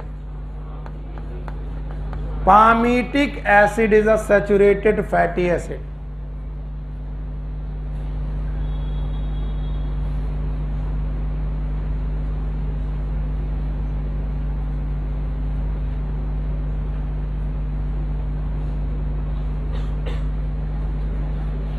कहां, इधर कहां, टोपी, खड़े हो, उधर कहां, मन नहीं लग रहा, बैग रख के इधर आओ, रख के आओ बेटा, आओ, शाबाश, आ जाओ, अरे आओ, मैंने बोला।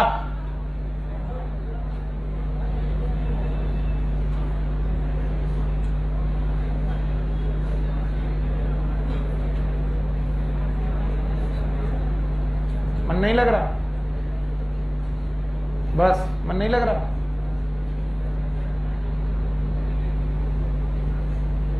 मन नहीं लग रहा तो गेट खुला होता है, जब मैं ऐसे मुंह करूं चुपचाप निकलो, भागो, बैठे रहने का क्या मतलब। R में क्या COH तो वेरी नहीं करेगा फैटी एसिड, क्या वेरी करेगा, R में कार्बन का नंबर कहां से कहां, पता ही नहीं, कौन से लोग की बात चल रही पता ही नहीं चल रहा।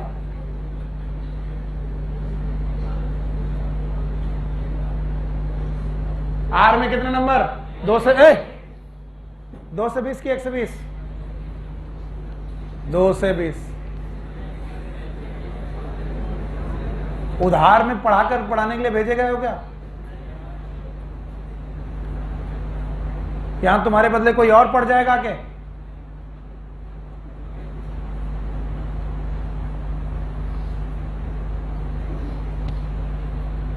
खड़े रहो यहीं पे। RCOOH क्या वेरी नहीं करेगा, क्या वेरी करेगा, R पत्थरों का बना होगा, कार्बन का बना है, बहुत सारे कार्बन लेकिन सिग्मा बॉन्ड, अभी मैंने एक नाम लिया, खड़े रहो, बदतमीजी की तो मैं भगा दूंगा और कभी नहीं आने दूंगा। मुझे किसी की पर्सनल लाइफ और किसी की चीज से कोई मतलब नहीं रहता जब तक कि आप जवाब देते रहते हो। या तो तुम मुझे बताओ कि सर आप नहीं पढ़ा पा रहे, चेंज करो, निकलो। और अगर तुम ये कहते हो कि मैं पढ़ा ले रहा हूं तो फिर तुम क्यों नहीं पढ़ रहे हो।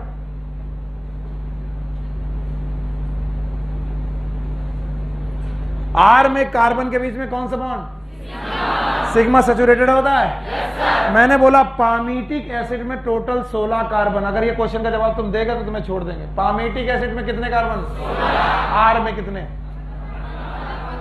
10। क्यों, अब तुम लोगों से पूछा ना, एक COH से, और वो भी उधार की जिंदगी जाकर बचे हो, भागो यहां से।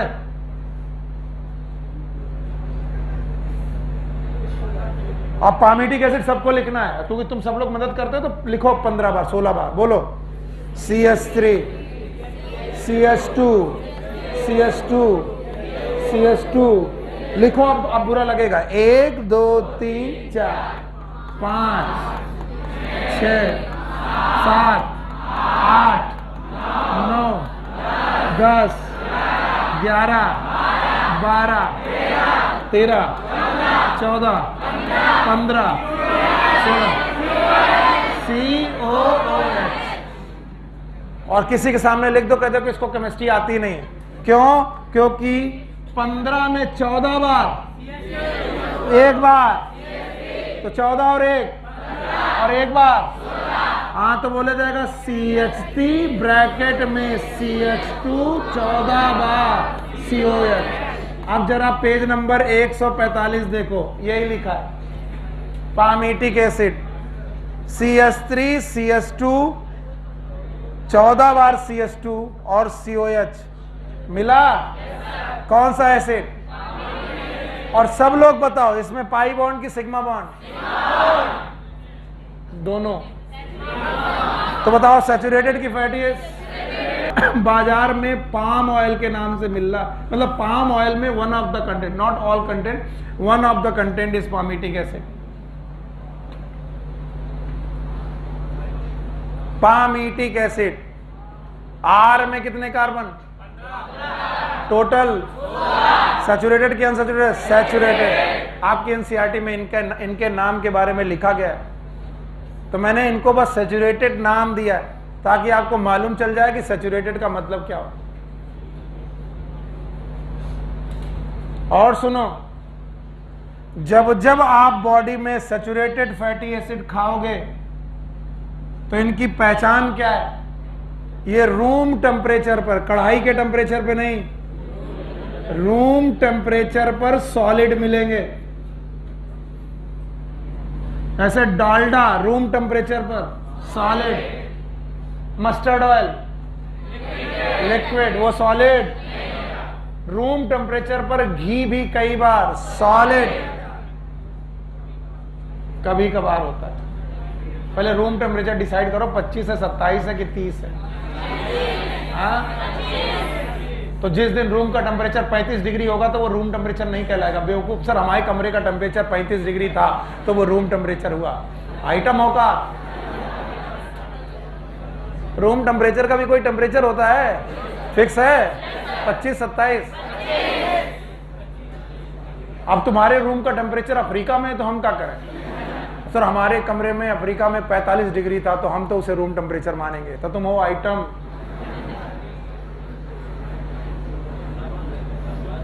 और STP सुनो, STP स्टैंडर्ड टेम्परेचर। क्या है स्टैंडर्ड टेम्परेचर? 25 के 27,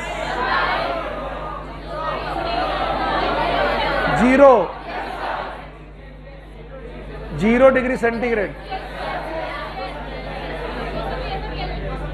मैं अपनी केमिस्ट्री को अपने पास रखता हूं, बायोलॉजी पढ़ाता हूं। बताओ, रूम टेम्परेचर पर सॉलिड होने का मतलब तुम्हारे रूम का टेम्परेचर की 25 डिग्री। और सुनो, डॉक्टर बनने वाले हो, saturated fatty acid they are very harmful. इतना हार्मफुल है कि जब तक तुम इसको खाओगे आपकी बॉडी का कोलेस्ट्रॉल बढ़ा देगा। तो तुम कहोगे कोलेस्ट्रॉल बढ़ा दिया तो सर डेराइव लिपिड मिल जाएगा, और अच्छी बात। कोलेस्ट्रॉल बढ़ने पर आपकी कोरोनरी आर्टरी, हार्ट की आर्टरी ब्लॉक होने लगेगी, और कोरोनरी आर्टरी अगर ब्लॉक होने लगी तो आपको आने वाले समय पर हार्ट अटैक आएगा। हार्ट अटैक के चांसेस बढ़ेंगे। तो ये जो तुम छपेड़ा पुलिया में समोसा दो चार ठो पेल लेते हो ना, कभी पूछो भैया कि कौन से तेल में बना रहे हो, बोले देख लो सब लिक्विड है, लेकिन दैट इज कढ़ाई टेम्परेचर, और कढ़ाई के नीचे भट्टी। तो भट्टी के टेम्परेचर में तो हर ऑयल, हर घी लिक्विड होगा, लेकिन एक बार उसकी कढ़ाई को और भट्टी को शांत होने दो, एक दिन देखना उसकी कढ़ाई में फंसे हुए घी में उसकी कंचुल फंस गई है। देखा है कभी? इतना सॉलिडिफाई होता है वो कि कंचुल फंस जाती है। अरे बाप रे, ये किस पे खिलाते हो? ये मतलब रूम टेम्परेचर पर सॉलिड। इसका मतलब समोसा अगर इसमें बना के खिलाया है तो तुम हमको क्या खिला रहे हो? सैचुरेटेड। इसका मतलब क्या बढ़ रहा है आने वाले समय पर? और खिलाओ, खिलाओ। हाँ यस सर। इसीलिए आजकल कार्डियक अरेस्ट के, हार्ट अटैक के चांसेस बढ़ रहे हैं। लोग अपने खान पान में समोसा, पिज्जा, बर्गर, किसी ने देखा कि वहां पर कौन सा ऑयल यूज हो? क्या बोला सर, डोमिनोज है, अच्छा ही करता होगा। इतने बदतमीज लोग हैं, वो पाम ऑयल में बना बना करके तुम्हें खिला रहे हैं। मम्मी समोसा खाना है, बाहर से खा लाए, तुम खा के आए डालडा में बना हुआ। डालडा मतलब लिक्विड की सॉलिड। मम्मी ने कहा बेटा वहां का मत खाओ, वहां का अच्छा नहीं होता, मैं घर में बना दूंगी, वनस्पति ऑयल नहीं बल्कि मस्टर्ड ऑयल में बनाऊंगी। बोले नहीं मम्मी तुम्हारे में वो स्वाद नहीं है। जब तक भैया आलू को पसीने में पोंछ कर और आटा गूंथते वक्त पसीने की 2-4 बूंद ना गिरे तो सर वो नमकीन कंडीशन आती नहीं। याद रख लो, सैचुरेटेड फैटी एसिड कभी भी मिलेगा आपकी बॉडी का कोलेस्ट्रॉल बढ़ जाएगा। किसी के यहाँ तुम गए, मेहमान नवाजी में वो इतना खुश और इतने दिन बाद आए, भाई सालों बाद आप आए हो, आज तो पूड़ियां खानी पड़ेगी। पहले तो बोलो हमें पूड़ियां खानी ही नहीं है। नहीं भाई पूड़ियां तो खानी पड़ेगी। अब वो बोले कि देसी घी में बनवाएं, बोले बिल्कुल मत बनवाओ। बोले ऑलिव ऑयल, तो ऑलिव ऑयल था नहीं, तो काहे में बनवाओगे? बोले सर मस्टर्ड ऑयल में बना दो क्योंकि वो रूम टेम्परेचर पर लिक्विड है। तो कोई ऑफर करे देसी घी में खाओगे कि मस्टर्ड ऑयल में? हाँ सर मस्टर्ड ऑयल के देसी घी, अभी देखते हैं देसी घी निकलेगा देसी घी। 45 साल की उम्र के बाद फिर कार्डियोलॉजी के सर ब्लड प्रेशर पता नहीं क्यों ऊपर नीचे रहता है। सर वो एक अटैक पड़ा था, उसके बाद स्टेंट पड़ा। स्टेंट मतलब हार्ट की आर्टरी की नाली खोलने के लिए स्टेंट डालना पड़ता है।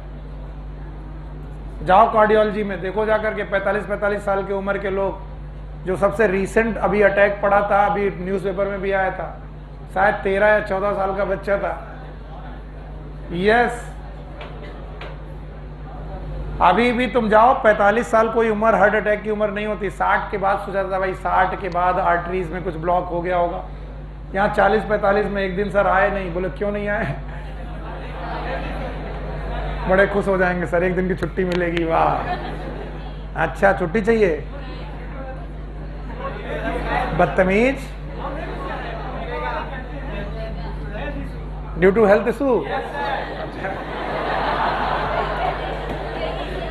आप सुनो, अनसैचुरेटेड फैटी एसिड में आर में कार्बन में अगर एक पाई बॉन्ड हो, बाकी सब सिग्मा बॉन्ड है, एक पाई बॉन्ड है। ये एक हाइपोथेटिकल कंपाउंड है, ऐसा कोई कंपाउंड होता नहीं, मैं बता रहा हूं अगर एक हो तो इसे बोलते हैं एक मतलब मोनो। तो यूएफए में एक होता है mono unsaturated fatty acid, MUFA. बोलो व्हाट इज मूफा? हाँ बोलो, mono unsaturated fatty acid. M for U for, F for fatty और ए फॉर एसिड।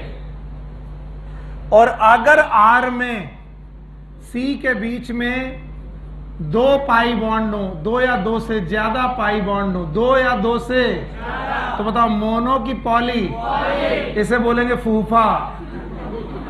फूफा नहीं, it is PUFA. What is PUFA? Yes it is known as poly unsaturated fatty acid. Poly unsaturated fatty acid.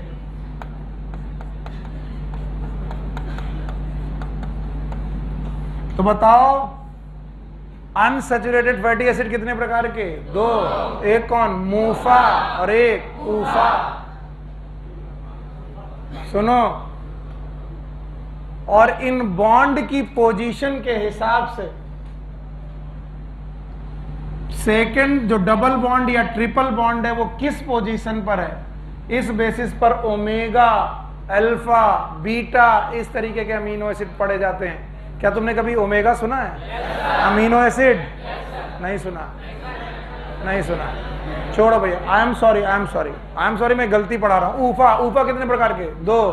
एक कौन? मूफा और एक। What is मूफा? Mono unsaturated fatty acid. कितने double bond? और पूफा poly unsaturated fatty acid. कितने? एक कि एक से ज्यादा? क्या? डबल बॉन्ड या फिर ट्रिपल बॉन्ड। अब ध्यान सुनो, मूफा के एग्जाम्पल हैं, यस ध्यान से, oleic acid, oleic acid is the example of MUFA.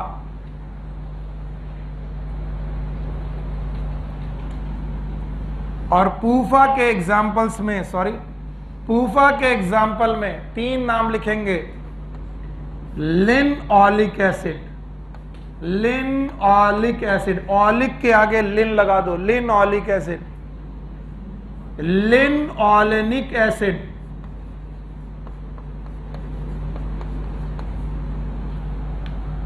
और तीसरा है एराकिडोनिक एसिड, एराकिडोनिक एसिड।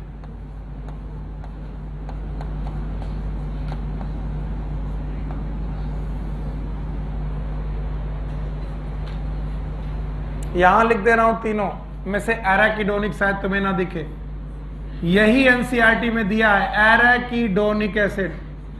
देखो एनसीईआरटी में दिया होगा एराकिडोनिक एसिड, और इस एराकिडोनिक एसिड में 20 कार्बन होते हैं और 3 अनसैचुरेशन। कितने?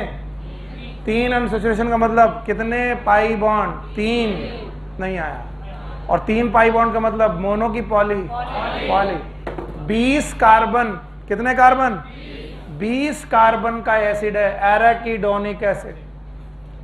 इस एराकिडोनिक एसिड को पढ़ाने के लिए तुमको ये सब पढ़ाया मैंने, और ये भी दिया है पामीटिक एसिड आपकी एनसीईआरटी में, एराकिडोनिक एसिड भी दिया है। जवाब चाहिए भाई? दोगे? बताओ फैटी एसिड कितने प्रकार के? एक कौन? ऐसे बोलो, एसएफए बोलो, और यूएफए में कितने? 1 इज मूफा और अगली बार जब लेस खाओ, कुरकुरे खाओ या कोई नमकीन की पैकेट, तो उसे पलट कर देखना जरूर, उसमें फैट कंटेंट में एसएफए लिखा होगा, मूफा लिखा होगा, पूफा लिखा होगा। अगर एसएफए ज्यादा हो मत खाना, क्योंकि एसएफए मतलब सैचुरेटेड फैटी एसिड। क्या बढ़ेगा? कोलेस्ट्रॉल बढ़ेगा तो हार्ट अटैक आने के चांसेस हैं, पक्का। अब सुनो, इन मूफा और पूफा में जो पूफा है, सुन लो बेटा, काहे बात कर रहे हो, काम की चीज बता रहे यार।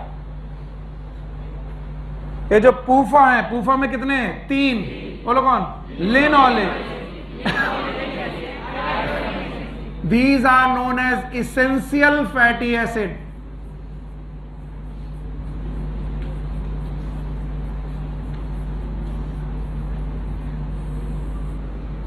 अभी थोड़ी देर पहले एसेंशियल अमीनो एसिड पढ़ाया था, अब क्या पढ़ा रहा हूं? तो वो अमीनो एसिड में एसेंशियल थे ये, इसका मतलब इसे बॉडी बनाती है कि नहीं बनाते? क्या इसे हमें खाने में लेना पड़ता है? These are essential fatty acid. और सुनो, ये क्वेश्चन कई बार पूछा गया है, अब तो खैर एम्स अलग से नहीं हो रहा, एम्स और ऐसे एग्जामों में कि इसेंशियल फैटी एसिड के एग्जाम्पल बताओ। बोलो, लिनऑलिक, एराकिडोनिक। प्लीज ऑलिक को इसेंशियल में मत लगाना, ऑलिक इज मूफा, इसका मतलब इसेंशियल वही है जो क्या है? PUFA. Poly unsaturated fatty acid, और अनसैचुरेटेड फैटी एसिड चाहे मूफा हो चाहे पूफा हो, they are liquid at room temperature.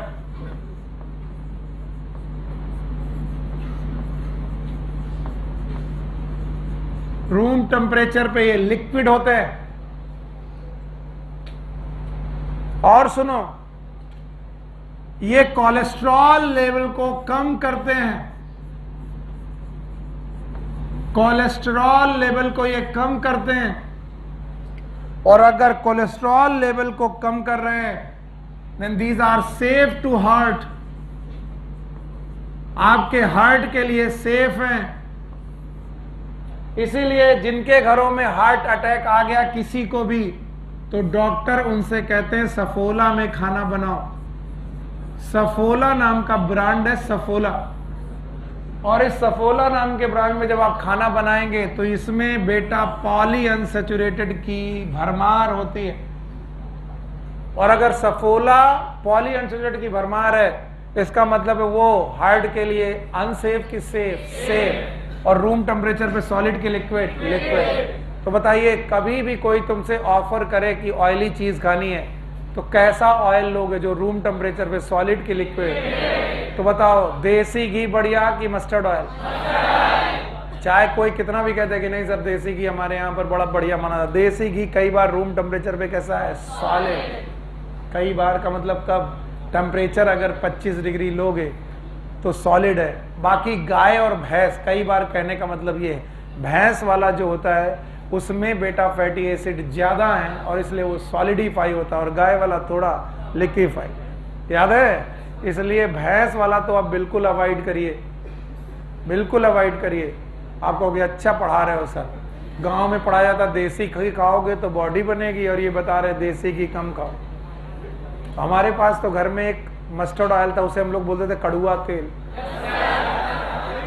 कितने लोग कड़ुआ तेल जानते हैं? अरे सब जानते हैं।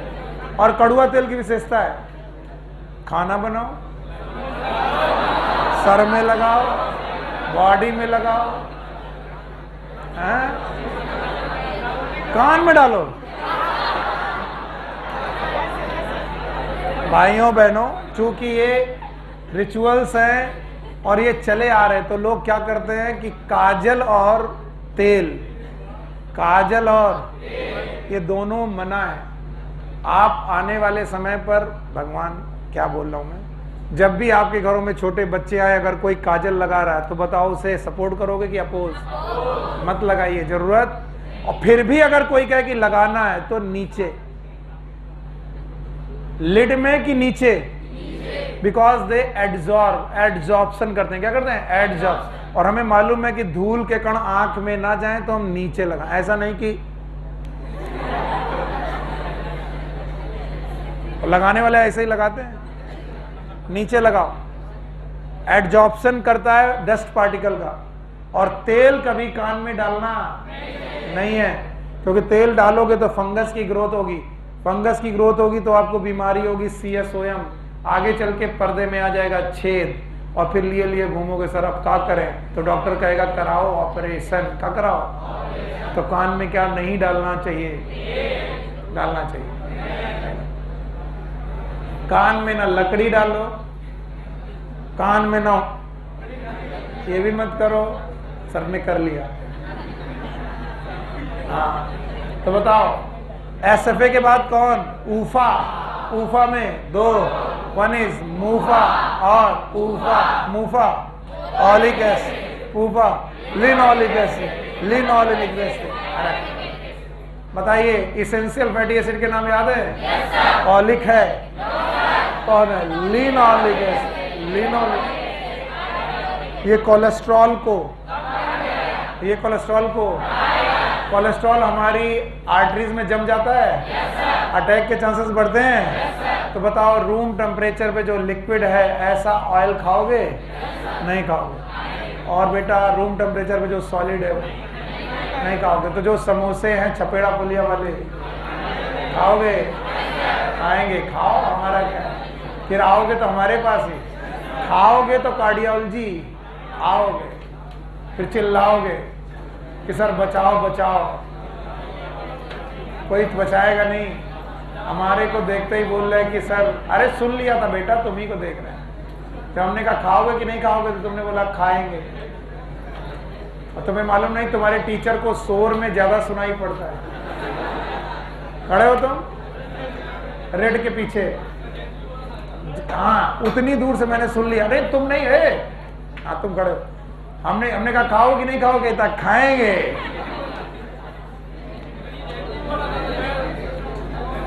आगे पढ़ो, आगे है ग्लिसरॉल। क्लास है किसकी? केमिस्ट्री सर की। जाओ जाओ, खुश रहो बेटा, इसको बंद कर दो।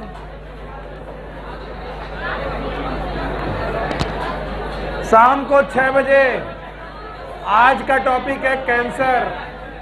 पिछला टॉपिक क्या था?